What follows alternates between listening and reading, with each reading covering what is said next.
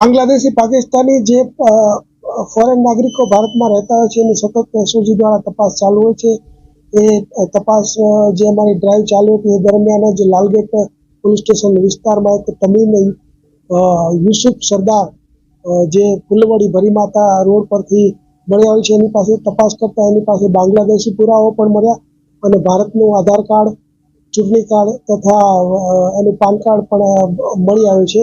તો આ બંને મળી આવતા એની પૂછપરછ કરતા ખબર પડી કે તે બાંગ્લાદેશથી બોર્ડરથી અહીંયા આવી અને વાયા ટ્રેન રહી અને અહીંયા કડિયા કામની મજૂરીનું કામ કરતો હતો। જે બાંગ્લાદેશી પુરાવા પણ એની પાસે મળ્યા છે અને ભારતીય પુરાવા પણ મળ્યા છે।